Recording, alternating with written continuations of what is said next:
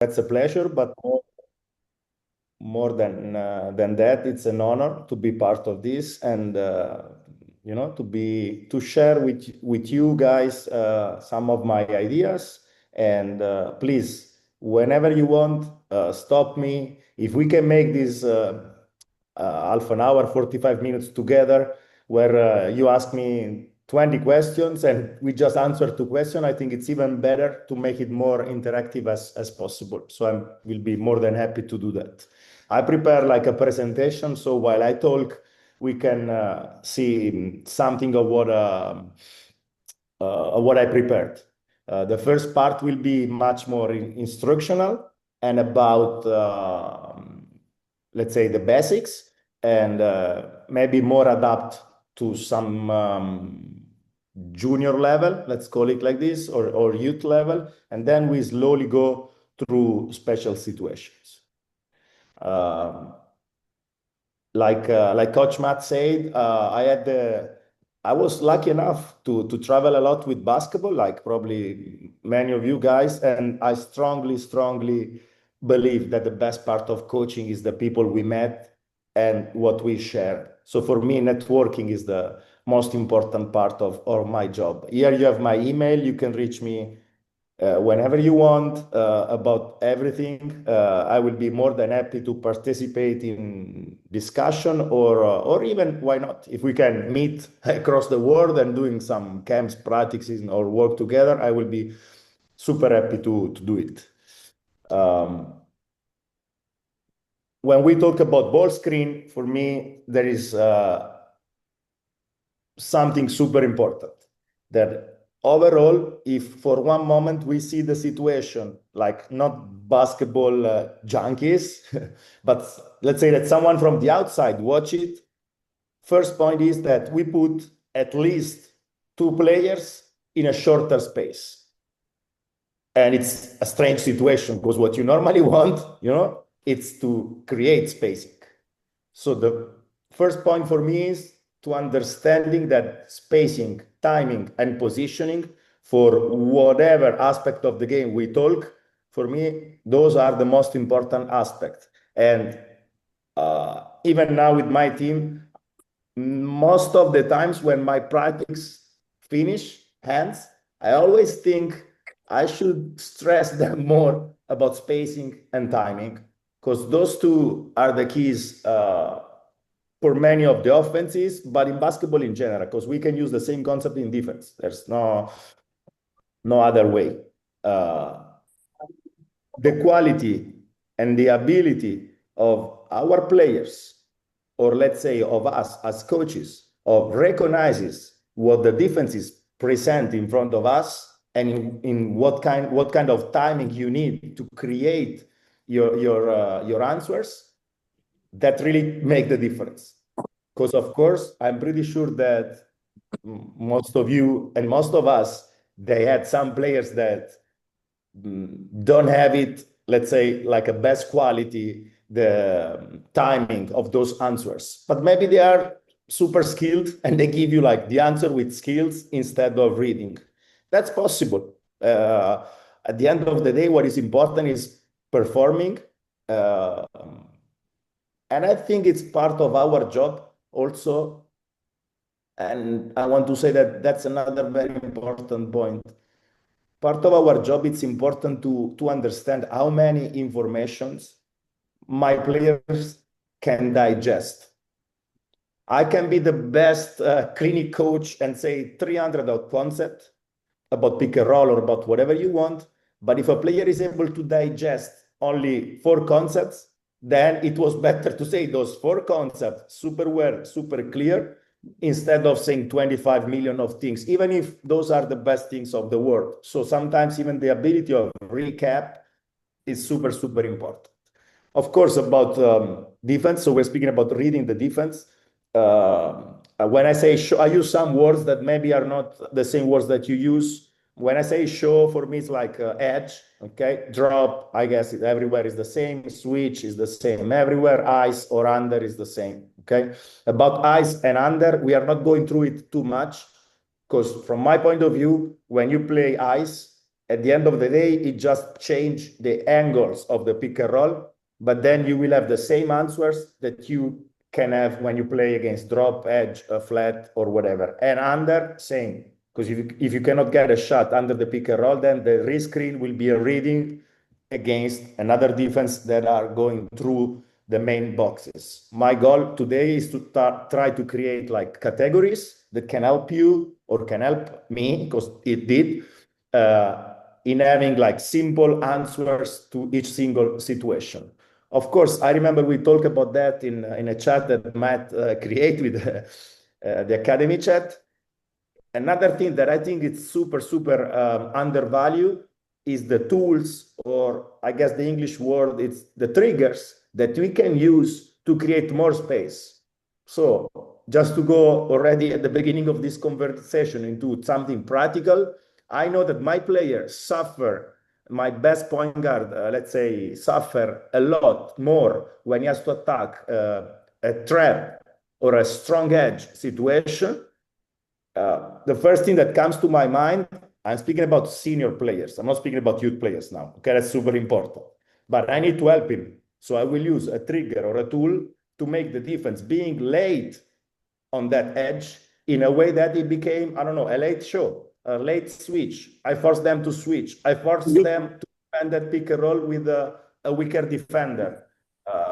So everything that happens earlier for me can trigger the pick and roll, like flipping the screen, so change angle of the pick and roll, could be a ram, could be a flare, and then a pick and roll. Even a ghost screen followed by a pick and roll can create a lot of space, or simply a rescreen. Nowadays, you can see many different things, like, of course, Spain pick and roll became super famous in Europe. Just that you know, they call it also Bamberg, because Coach Trinchieri used it a lot in Bamberg. So you can find also that name, Bamberg or Spain pick and roll, that basically is a screen for the screener. Inverted pick and roll for me is when the big is dribbling and the guard is screening.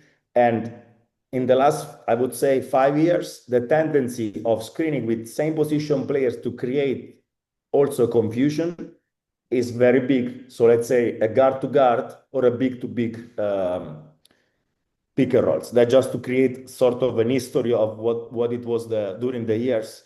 When I start coaching, let's say 15 years ago, you could see also many post up, even like, let's say, positioning was like between logo and between the post up situation with a pick and roll of a small for a big.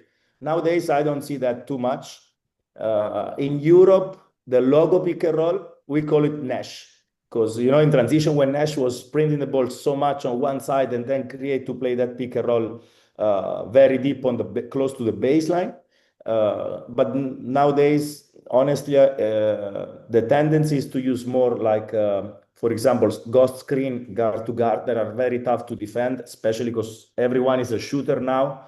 So the floor in confront of what it was 20 years ago, it's really, really, you know, bigger, is stretched out. Of course, every pick and roll must create an advantage, because the first sentence that I say, you know, look it from the outside, you put two players in 2 meters. If you don't create an advantage, that's a big problem. Now, the question from you could be, coach, but there are many pick and rolls that, for example, in transition, sorry, just give me 1 second. Okay, there are many pick and rolls, especially using in transition, like drags or some pick and rolls that we use. This I try to translate from Italian, like to just to transfer the ball from one side to the other side. Okay, but the idea is anyways to create an advantage, because you want to move the defense, you want to create a floor, you want to do something. For me, spacing defines success more than talent. I'm pretty confident with that, because with talents you can resolve 2 or 3 situations. If you have a perfect spacing, you can solve many more problems. Of course, starting from the basic point that everyone has to, let's say, need to have the minimum level for the league where he's playing, and doesn't matter if he's 16 years old or 30. If you don't have that level, physically, athletically, and mentally, of course, it's a problem. Simplicity and timing beat chaos. That's for sure. Whenever is possible, try to train to practice the readings and not the plays. That's a big part of my philosophy. And as well as if you want to coach like this, then you need to be ready to accept mistakes. So if you want to give the players the freedom to have more readings, of course, there will be more mistakes. But maybe after 1 month or 2 months or whatever, you will have players that are ready to challenge themselves and show more creativity in what they're doing. So, but that's, I would say it's part of what each one of us want to be. Just talking about coaching philosophy in general, I think for my small experience, it's important to don't be a fake person. So follow your personality, be what you are, adapt yourself to the situation. Of course, sometimes we need to force our personalities in doing something different. But if, let's say, if every day I work 3-4 hours with the team and for 3 hours I'm a different person, probably you should ask yourself a question if this is the job that you really want to do. I strongly believe in that. Teaching points. Of course, spacing discipline, emphasize timing between handler and screener. Develop those situations through small-sided games. I'm not a big fan of small-sided games, especially in defense, because I think that most of the times they create spacing that is not real. While in offense, I think starting with 2-on-2 or 3-on-3, 4-on-4, and then going to a 5-on-5 to, let's say, give the players a kind of a guide of where you want to go, it really helps. Especially if you have to present a situation that some players, even if they're professional, but we don't have to be to think that it's always for granted that all the players did whatever kind of I don't know, pick and roll offense or defense of the world if they are 26 or 27. Maybe they come out of a program where they always switch, for example. So even the reading in offense, they will be much more prepared in reading the switching than other situations. Okay.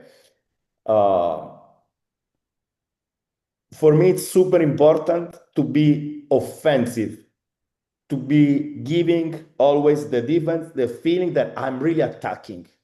Because if you're really attacking, whatever situation, the defense needs to first worry about you, maybe worry also about you with a second player. And that's the key of, whatever assist.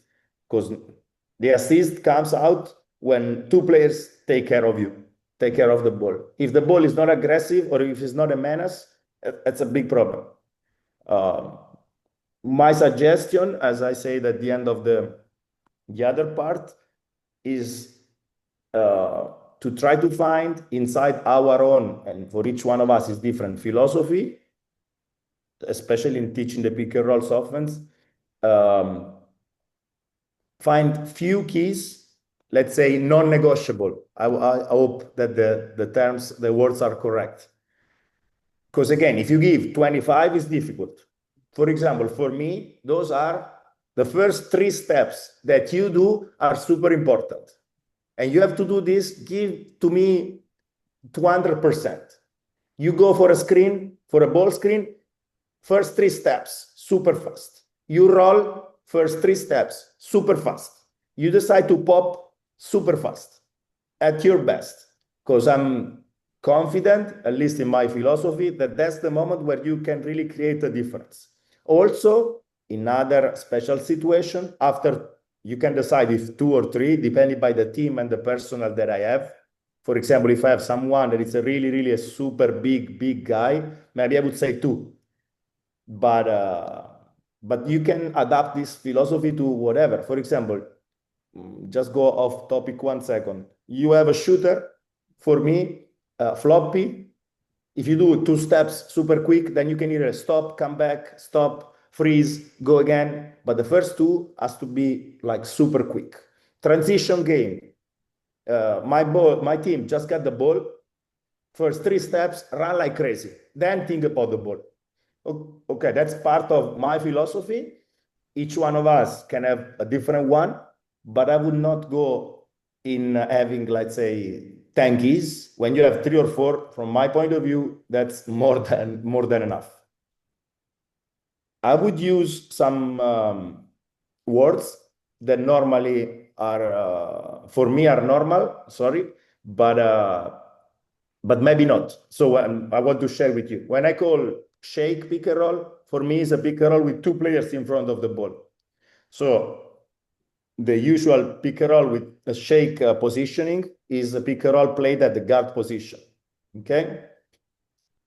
Normally, we keep this situation when we play against the drop, because what we can really want is the defense can drop and can help, okay, but only with one player behind, because the help with this defense comes in two ways, or with a player behind, bumping, touching, tagging, call it as you want. So you have to make that 2-on-1, to create that 2-on-1 that we were speaking earlier with the roll and with the player behind, or with stunts that we will see in the next videos. Okay, this video the first three videos that I show you are super instructional, is so you don't see players like running like crazy, because those are kids, and I create this video for a youth academy to help them understanding.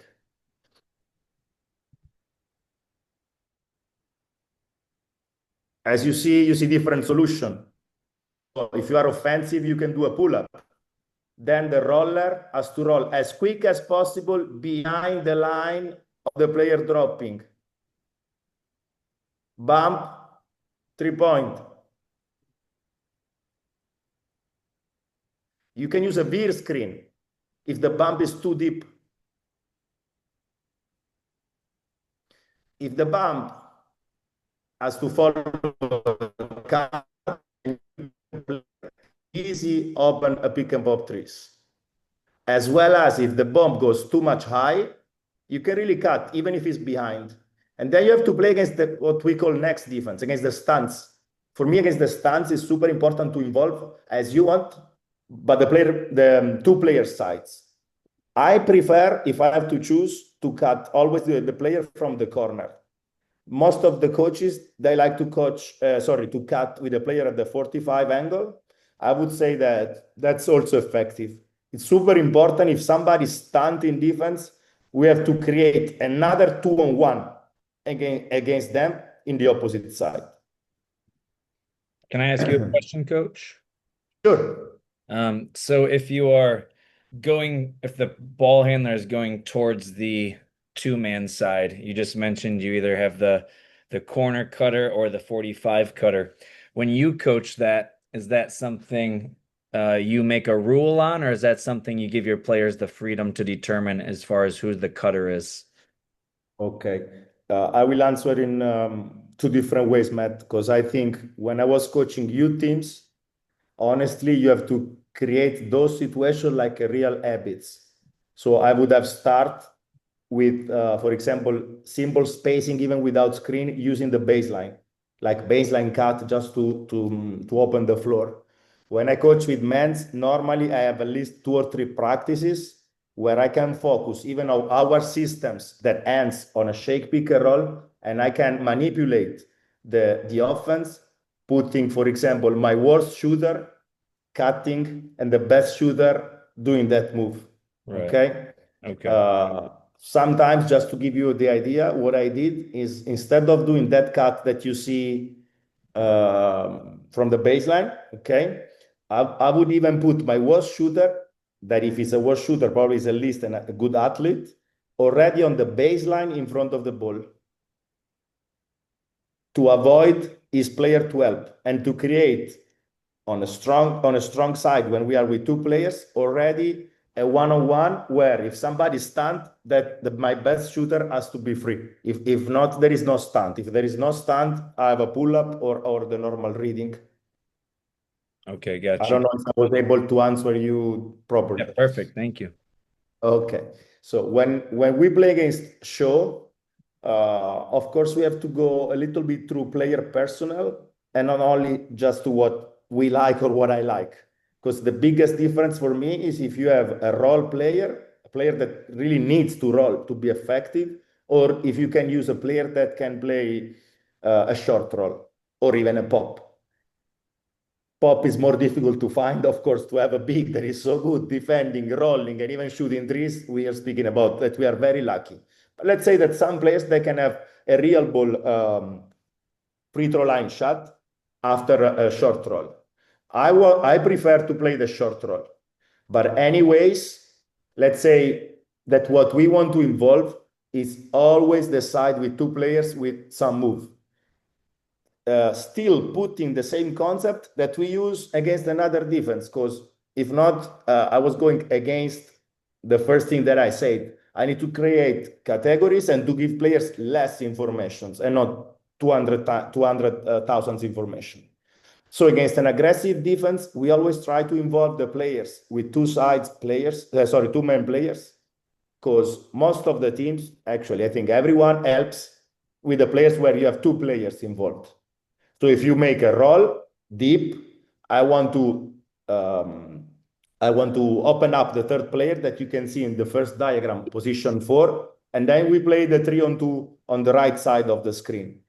Same concept if we play with a short roll, where we can play to the short roll, like you say on the second in the left, what you see, and then we can play cutting and recovery and shifting to the corner with the same idea that we use against the next defense or the drop. Because the idea is who is helping. Here, the helper is always player that you see in defense X3, okay? I have to make him alone, helping, and I have to make player position the number 4 player X4 making a choice. So if you want to go higher against the short roll, I go to the corner. And like this, I always create kind of a move. Overall, I would say that against the aggressive defense, we could say that it's okay to pass the ball always in front. Like I hear from many coaches, if I can choose, I would create the habit of always passing the ball where I have two players, always. Because where I have two players, for sure, there will be the defender help side. So you see the instructional video. First, roll with a pass ahead. Of course, they're going very slow now. Then against the show, creating the clear help side. Because if the ball goes to the right, the left will become the help side. And they need to help.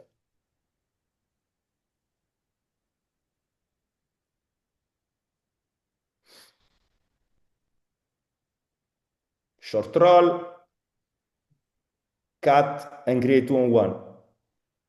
Short roll, cut, shift to the corner.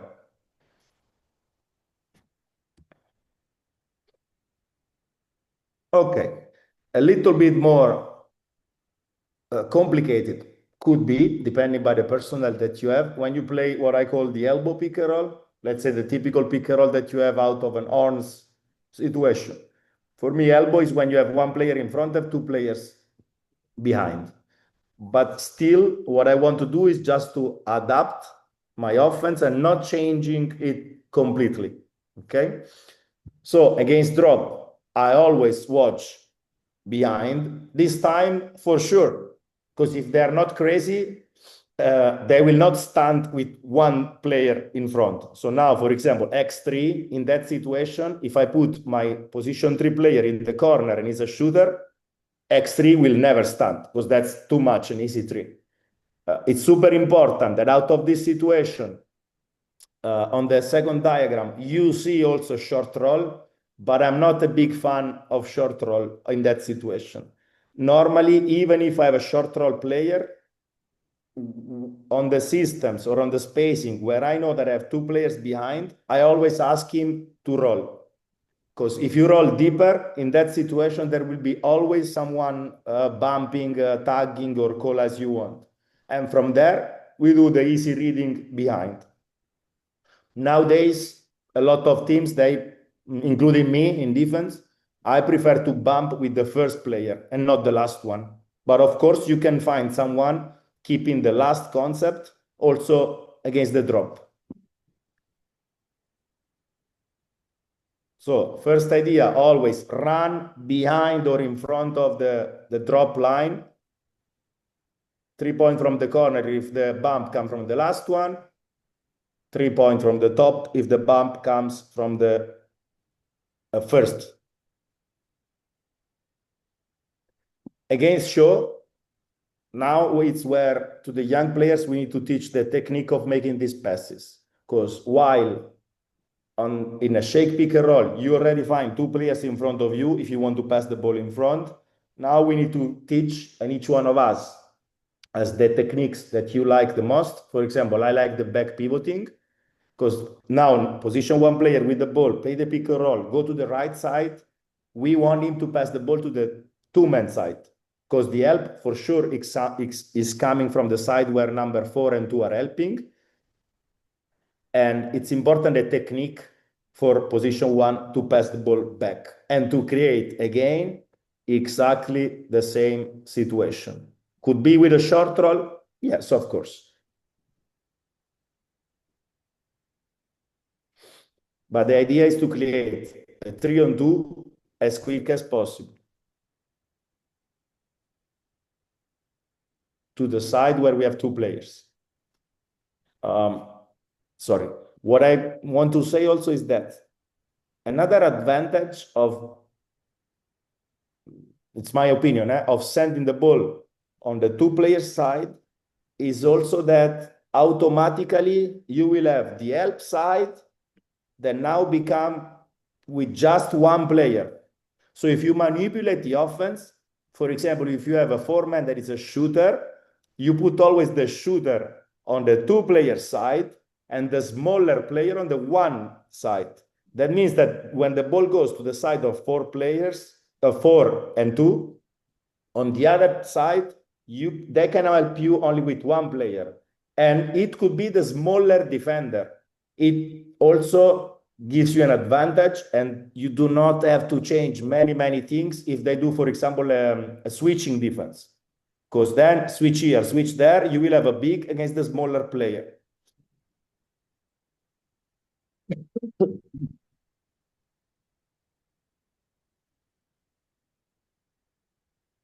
After that, we see also some videos of a real game situation. Okay. Then you have what I call the wing pick and roll with an empty corner. Because for me, if you play the pick and roll, with the exception of some spacing manipulated about system and whatever, but on the, let's say, free throw line, 45 degrees, I don't know how smart it is to play with an offensive player in the corner. I prefer to play with an empty corner. If position 1 and 5, they play the pick and roll solo, okay? And of course, we go with the same rules. First 2 steps, you can go to the rim. If defense is late, easily, of course, you can play a pop if you have a shooter. You can go on the logo. And we're speaking about the 2-on-2 advantage situation. Now they can play next. As you see, against next on the wing, I use exactly the same technique, so I don't have to change. Guard, wing, corner, field, ball, just pass in front, corner, cut. They have to make a choice. There is no other option. They have to make a choice, and you play a 2-on-1. I show you that, guys, because I think if you play against a team that is super strong and super confident with next defense, for sure they will play next defense when you play wing pick and roll with an empty corner, because gives them the opportunity of help and recover and stunt and recover or whatever their philosophy is with more players. Okay. Against show, basically, you have the same idea. It should be easier to play the pop if you have a big shooter. You should attract the help of the last player and at the same time play with a cut, as you saw. Short roll, you can use like a screen, as you see from the player from the corner. Doesn't matter really, because if you do like an aggressive cut, it counts exactly like a screen. You can pass the ball in front, and you see another cut automatically create a 3-on-2. So basically what we do is to recreate every time the habit of attacking that situation. Again, I just show you super simple clips and situation where everyone is statics. My goal, as you see, I will show you clips also of my teams. My goal is always to create a dynamic situation of pick and roll where we use triggers to arrive to the pick and rolls, because that's important. But I think it's like in school to do, I don't want to sound too humble, but I think it's important to start with those things. It's like when you are in school, if you have to do still your elementary classes, you cannot think about the university. I see many youth teams, coaches trying to do things that are good for professionals. And then if you ask them what you do about spacing, when you create the 2-on-1, they really don't know, or which technique to use. For me, with the youth players, technique, spacing, timing, everyone has to play aggressive. That's more than enough to create what is necessary to become a professional player. This spacing, I will not stop a lot about this spacing. From my point of view, you can use 4 and 5 both ways, in front of the ball or the screen. Basically, if you think about what I show you till now, is kind of, now you see player position 4, imagine that he was in the corner and he cut. It's the same concept. Again, the difference is that he's already there, attracting and help. So you will see also now some clips where there are mistakes. This is one of my first, probably is the first friendly game last season.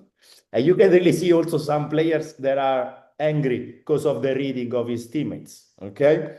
I show you, because I think that most of the clinics, you always see perfect things, while our job is to correct things, okay? So you can see that spacing with the dunker in front of the ball. Top pick and roll, check the work that he does, boom. And now see the shooter on the wing, he's there like this, helping, you see? But you create an help.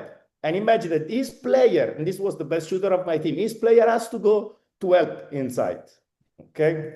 I show you again. Because the spacing was perfect. That's when I say about technique and readings. Perfect. 3-point. So you put your best shooter in a situation of doing a spot 3. Now, then just to have more also fun conversation, you know, you lose the ball or you don't score and you get fired.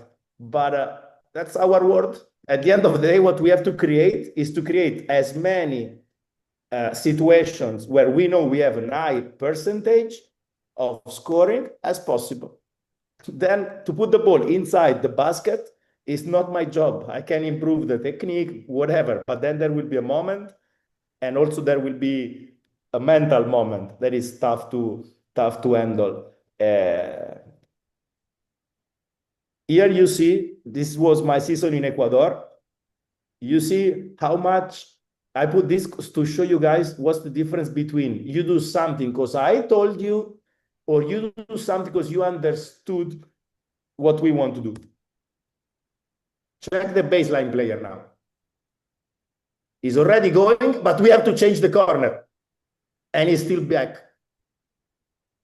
And anyways, as you see, they have to switch on the wrist screen. I'll show you again. they switch on the wrist screen. If my position 5, that is the guy on the baseline, play in front of the ball, I have position 4 against 1, isolated in the paint. Position 4 is coming for the pick. 5 baseline in front. They re-switch. Sorry, they switch now. Yeah, here. You see? He has to do that move 1 second earlier. At the end of the day, that's a mistake that we need to accept. This was the first game of the season.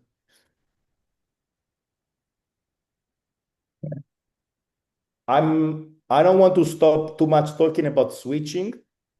Sorry, playing against the switching, because I think it depends so much about your player personnel. If you want to do, to attack it more perimetral, more inside. For me, there is also a matter of seconds.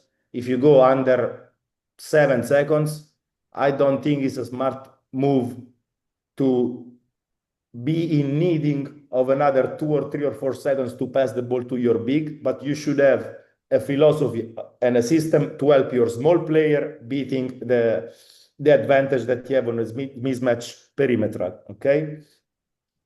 But anyways, if you pass the ball in front on the 2 sides on a shake pick and roll, you have no problems, because be smart, put your second bigger player in front of the ball. If they want to switch, even if they want to do a triple switch, you will have always position 5 against, for example, on the first diagram, or position 2 player in defense, or position 3 player in defense against my 5.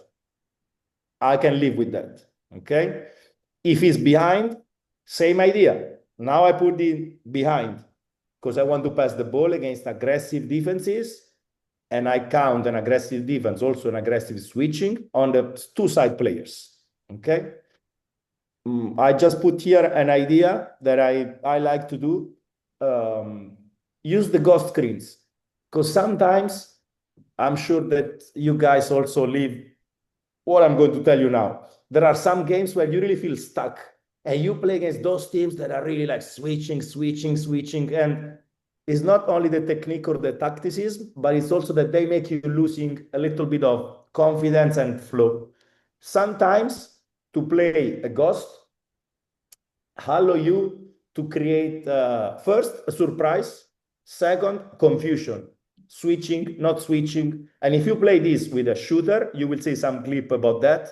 Most of the times you will have a good shot. Even if you screen or the ghost screen come 1 per 2, doesn't matter. Coach, you have a question in the chat. Can I Yeah, interrupt you? sure. Coach Jared asked, could you please talk about the timing of the cut? Are you having your players cut on the pass or on the catch? Okay. Going back to a little bit earlier, sorry, when you were showing some Yeah, cut. we probably speaking about or on the short roll, correct? Or Yeah, on the that could pass be a ahead. good example. Yeah. Okay. I give only 2 readings.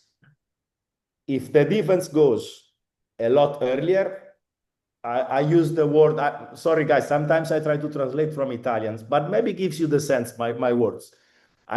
During practice, I say defense declares who is last. There are some defenses that they really go like even 1 second earlier. Okay. About this, we have no problem. But to help the players about timing, I say 2 things. If you go for a cut, wait that the player that can pass the ball to you has the ball.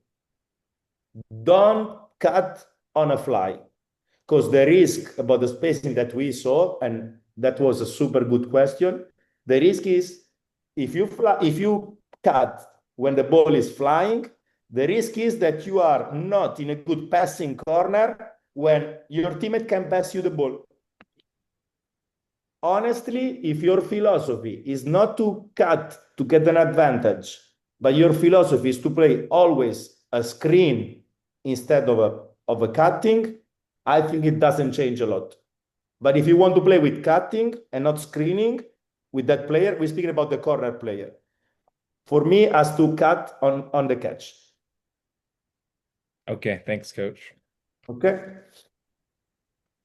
And that's the opposite of also what they teach me many years ago, because everyone says you have to move on the fly.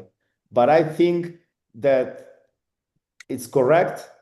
For me, you have to read on the fly, but you still always want your players attacking the rim with a cut, able to catch the ball with a good passing line.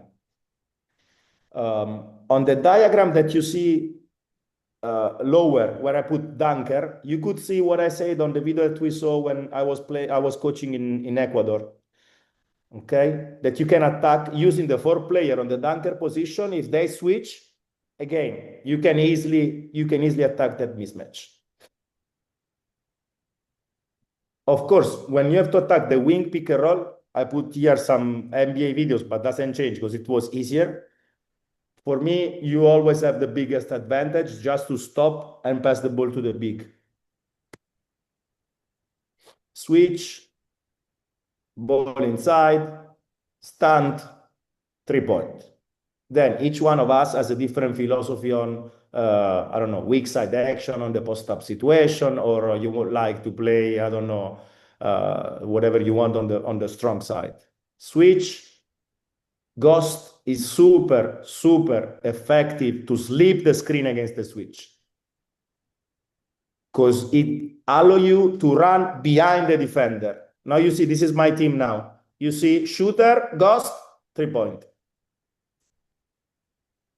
I will show you a second time. Post-up situation, decide your post-up spacing. You have 20 million of options, but we need to know what to do. Ghost or slip behind the defender that is about to screen to you. It allows you easy drives, boom, spacing to attack or shoot it. Ghost screen, confusion,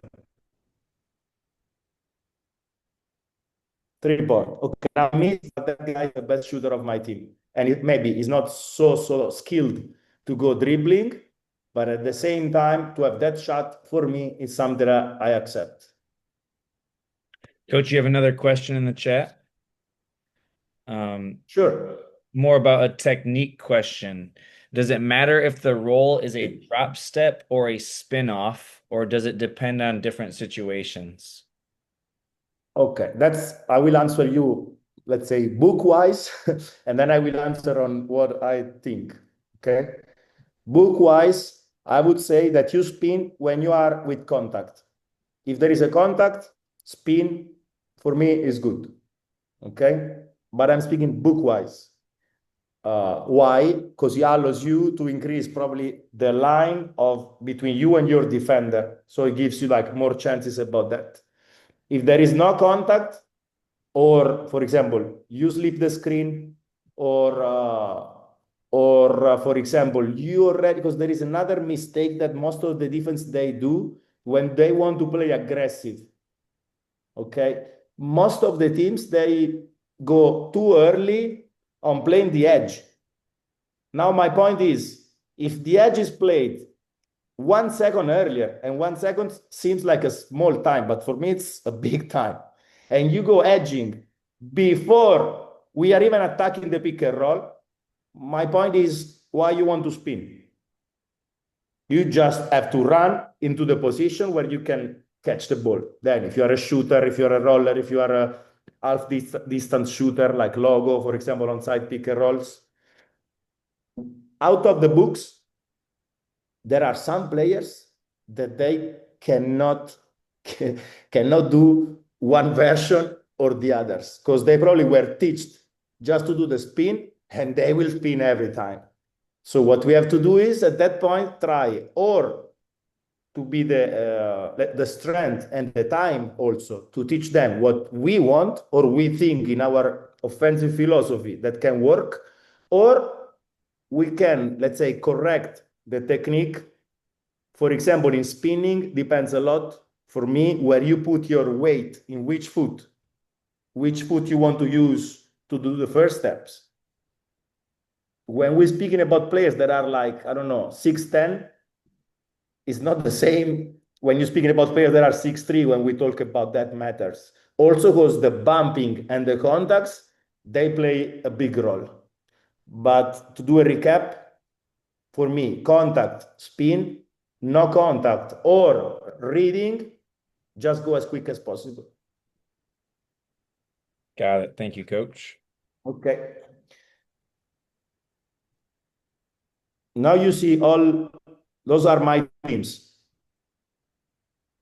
Okay, show or edge, two sides, ball inside. This was some years ago, but I will show you again because I think this clip describes exactly what I meant. Defense wants to play aggressive. They want to edge here, pass to the two sides, 2-on-1, seal of the big, because of course, if they don't switch, the big is coming from higher to lower, and you can keep it. Another elbow pick and roll. Here played with some trigger. So fake, go, isolate the help, best shooter in the corner. Elbow, in this situation, defense is late, change the passing line. Using a flare to give more space.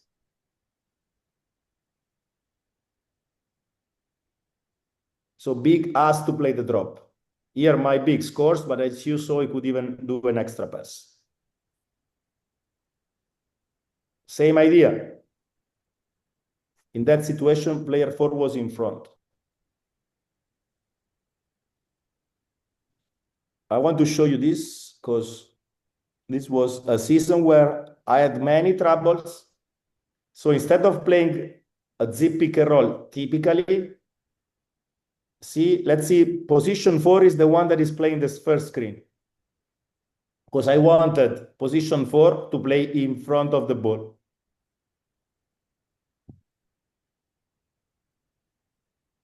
And what happened is that I put two shooters behind. My big was not very skilled, but he has to roll. At least the help is less. Step up pick and rolls. Here we snake, and you see the big guy did the Gortat screen.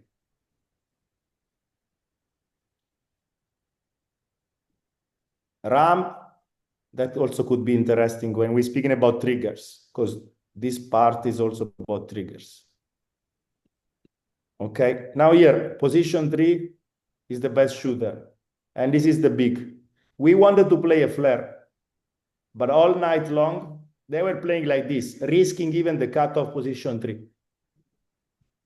So he will go inside, and we kind of ghost the veer screen. And look what happened. Look now at position of that switch.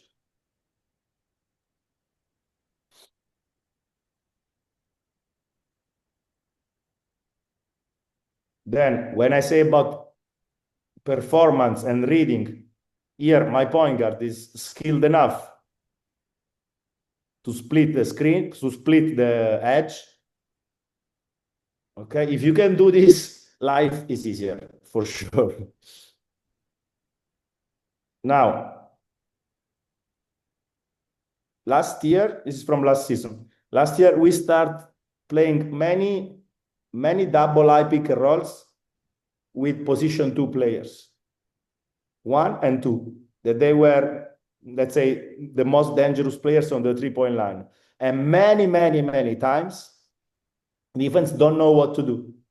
Because if the screener has a good corner, like in this case, they don't want to go under, and they need to switch. Okay, if you don't switch, now if you see where I stop the video, they must switch. If not, it's a 3-point. No, there is, or even 2. There is no other way if you do the screening with a proper corner. Oh, sorry. My fault.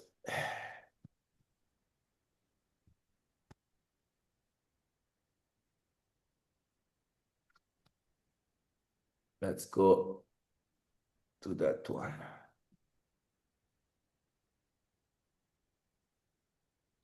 Are these clips from your team? Yes.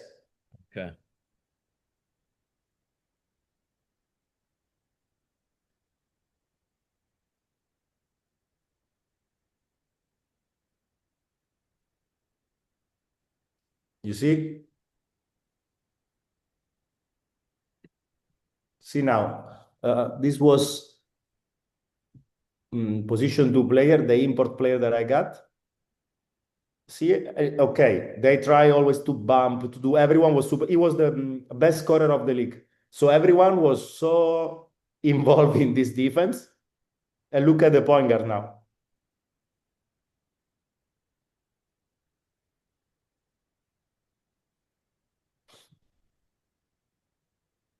Now you can use many triggers. Could be simple, could be, and sometimes I like to do it, that out of a floppy, a zipper of double I, something that is really common, create something different to give space to your pick and roll situation.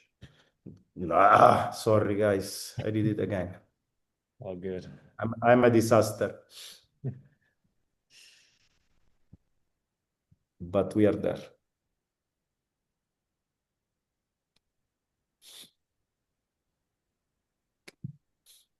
Wing, reject is always a good idea.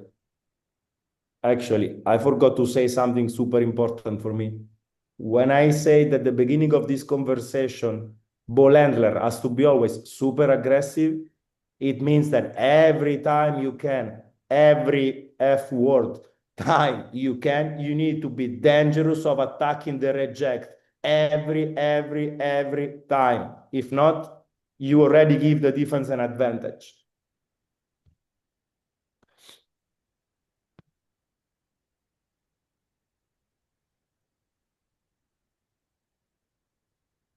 Wing, logo, last player is late.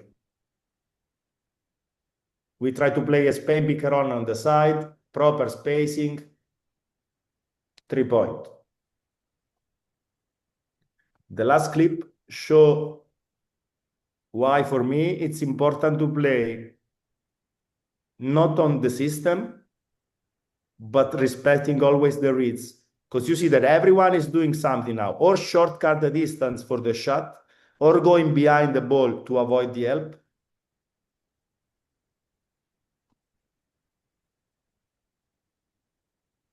And that really changed a lot for me. Step up. Now, this was from last season, but it's the same thing where I am now. This guy was our position 5 player. For me, was the best in the league playing short roll. Okay? You can see that they're talking here because my spacing is not like this. He start running, but he sees that it's too late. So he decided to stay on the same side. But what I wanted to do is play with 2 shooters on the help side where I have my best short roller player. As you see now, this guy, he don't know what to do. And even like that, if you pass the ball outside, you have another situation. Of course, if you have players that can play like hostage dribble and stuff like that, always help. But my point is, and I don't know, maybe now you will not like me so much because I don't know, many of you are also skills trainers, but I always ask to the skills trainer that work with me, but are you sure that you are practicing hours and hours and hours a skill that your player can really do performing and with kind of effectiveness during a 5-on-5 game? Because if not, my point is that maybe you are selling a dream of something that is not going to happen. Because honestly, maybe I want to be an actor. I cannot go to Hollywood. Maybe I need to go to a local TV, and maybe I can be the best local TV actor. But I have to accept what I can do. And I'm not saying that I don't have to improve. My point is that each one of us, I think, has the work, the job also of understanding more or less where we are located. If something is not working, it's super easy to go to a player and say, okay, now you work 10 hours on the hostage dribble. I'm sure if you work 10 hours on hostage dribble, you will be better on hostage dribble. But are you sure that, for example, that you work enough with his strength and conditioning coach to have the coordination, the strength, and the stability to do the dribble? Because it's not exactly so simple like it sounds. Matt, we have another question, maybe. Let me check here. Would it be possible to share the video cut up? Someone's using a VPN, so it's the videos are kind of choppy for them coming from China. Okay, this is for sure. Yeah. And you can also email me, no problem. Okay, then we have here sleep against the switch. Like we said, for me, always a good idea. Another question is, coach, my team as a philosophy, we prefer to be super simple. And the idea is that with my position 4 player, I always sleep. I give only one reading. And I say, yes, that's a good idea. If you want to be simple and strict, for me, it's a good idea because most of the teams against player position 4, especially if it's a shooter, they will switch. You are not giving him, let's say, a lot of freedom and creativity, but maybe if he's a player that has the shooting threes or the shooting after the pop or short roll as his best qualities, I would say, why not? Sleep, in this case, was player position 5, step up wing,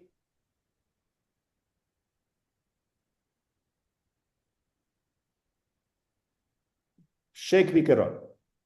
2 players in front.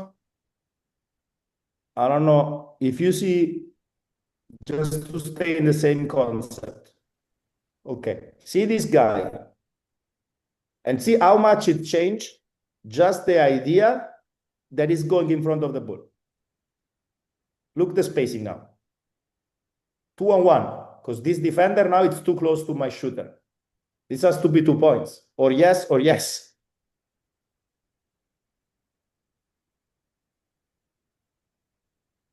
Or maybe a dunk could have been better. Always attack, reject, always.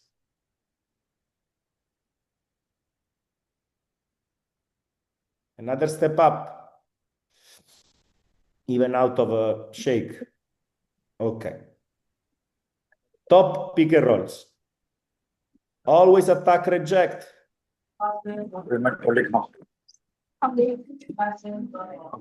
Let's see also mistakes. For me, the player that you don't see probably now in the corner is lifting too early, especially if you know that your teammate is a short roll player. Don't lift. Lift when my big guy that is rolling now is already with his feet in the area, 3 seconds area. Don't lift earlier, because if he stays in the corner and he's a shooter, no one will help. If they help, 3-point spot, 60% shot.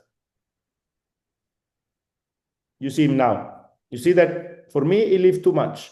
See his defender, especially for the big. Now everyone can be angry or can say, oh, but he should have passed the ball. Look, if you catch the ball from the left side, you are a big, you are a short roll player, and this is the passing line, it's impossible that you see him unless you already know early.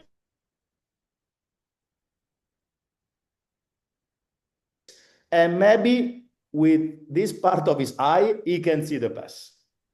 But to avoid this move, it's better if you don't lift. I'm speaking about short roll. Now, probably you don't see, but in this situation, we play first a ram. And then in this game, this was probably the first quarter, I guess. Yes. We knew that the blue team is super good in edging.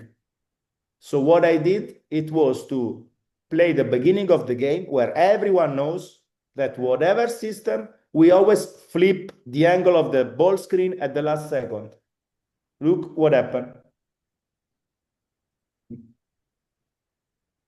This is air. This is space. They cannot edge now aggressive as they want. It's a small thing.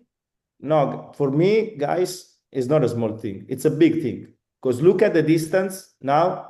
Look at the distance now. Number 12 already lose balance because he was sure about defending the pick and roll to the left. Now he has to defend the pick and roll to the right, and look at his feet. And look at the distance between him and the screener.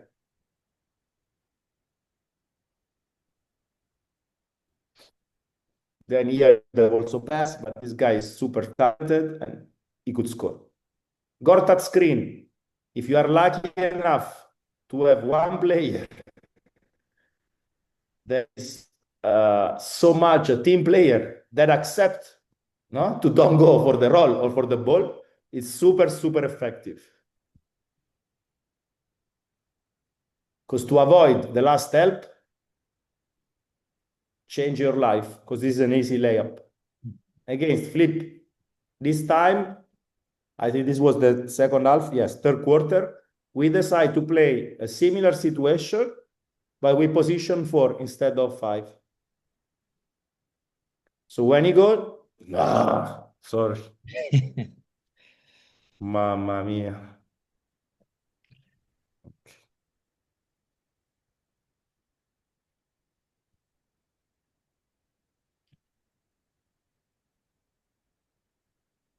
Okay.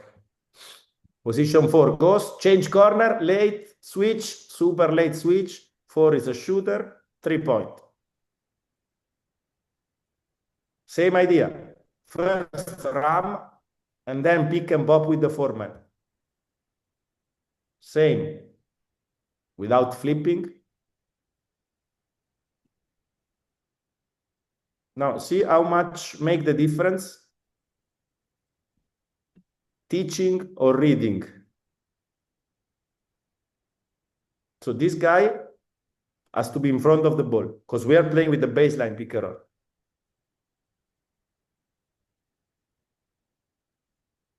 Why we want to allow this player to stay here if you can use him here? Those two players, offense and defense, they have to be in front of the ball in a way that we isolate the 2-on-1. As well as in this 2-on-1, for me, this player is too high. Who helped? You see? Mm-hmm.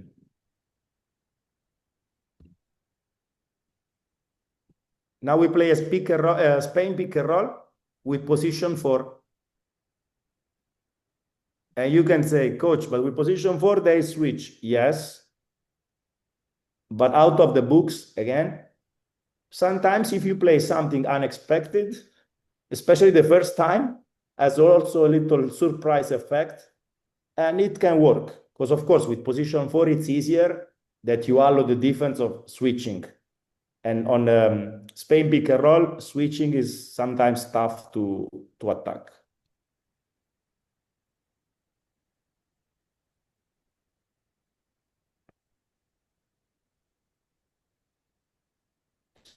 Spain, late defense. Now you can see 2 clips of Spain. This was 2 years ago. Again, how much is important to teach the system, but to work on your habits. For at least that's my opinion. So you have a RAM screen. Incredibile. Matt, you have to cut me out of this. It's all good. We can look at a few more Okay. these pull-ups. I hope it's interesting. So RAM. The best shooter is ramming and then is faking the Spain to open up the 2-on-1. You see, just open up in front of the ball. Then the next play, they were ready. I didn't do nothing, no timeout, nothing. Extra pass, 3-point. This is the same game. Double I pick and roll, reading. Stampede action. Alley-oop. Pistol screen. Now, coach, do you run pistol for the flow? I'm not a fan of pistol for the flow of the offense. What I like is to put out of those two players, at least one player that is a post-up player, because I don't want to allow them in switching so easily. So, for example, in this case, position 3 is screening for position 1, and position 3 is a position 3 that can really post up and create space. Because as you see, they really prepare the game saying, because of course we have to think also about the game plan that the other team can have. And knowing that they don't want to switch, then the pistol action create a flow.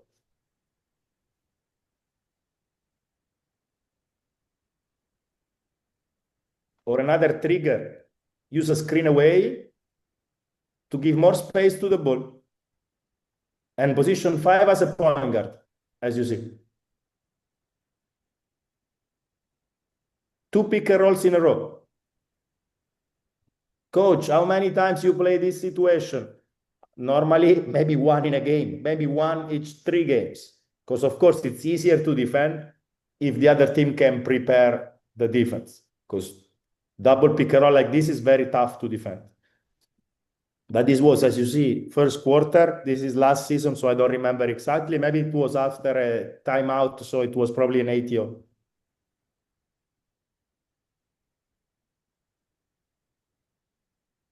Another concept about switching is make them switching twice.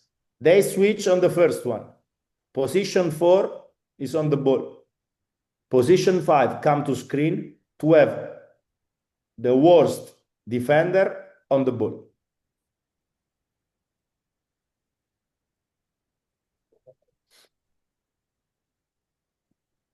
This time I really finished. It's not a joke like earlier. Okay.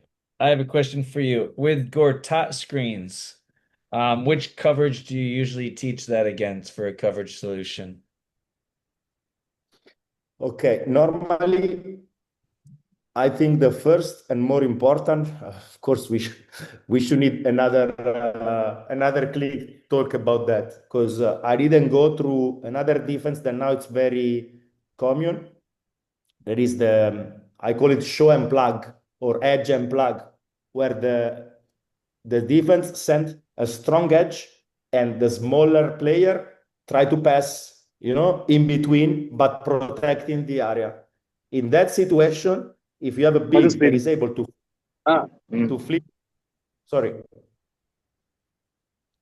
If you have the quality of a big man to flip the corner and just go and screen the small player, more than probably you will have on a layup or a easy pull-up. Another situation is edge, roll against the show, but the small player against the edge is able, the guard is able to change direction and attack opposite direction of the edge. So that means that the edge is coming back and I completely avoid his help. If when I roll, I stop and I got that screen. Or simply, probably the simplest to teach, but of course, not everyone play a deep drop. But I would say that against the deep drop, if you have a good Gortat screener and a player, to go back to what we said earlier, that is a good ball handler and can play the hostage dribble or even a snake, then it's super good. Got it. Thank you, Coach. I hope I answer in a proper way. Yes, great. Well, I think you gave everyone your email address right there. So, coaches, if you want to reach out, you've got him on Instagram, which he's currently not on for a moment. Facebook. Got some technical issues, but he'll be back on there soon. You got his email. Feel free to reach out to Coach with any further questions if you're okay with that. But I mean, that was great. I think we'll call that a day. I know I just took a full page of notes, so I learned some things from this. Really appreciate your time, Coach. And like I said, if you're okay with it, coaches can reach out to you via email. Is that okay? Of course. And again, whatever kind of basketball activity that you have, of course, you can count Matt on me, but also all the coaches that were there today. For me, I'm a person that I really, really believe in networking. I really love to travel, like you do also. And for me, having a chance to share something, or even, I don't know, go for a camp or whatever it is, I will be the happiest person of the world. Well, I know, Coach, that your passion definitely shows, and then through that clinic, just the knowledge is obviously there too. So I will definitely stay in touch with you, as I hope to all the coaches that were watching this. And again, thank you so much for your time. And I will get this up on YouTube. If any coaches want it, feel free to shoot me a message, and I'll send it to you as well, Coach. So thanks again, and appreciate your time.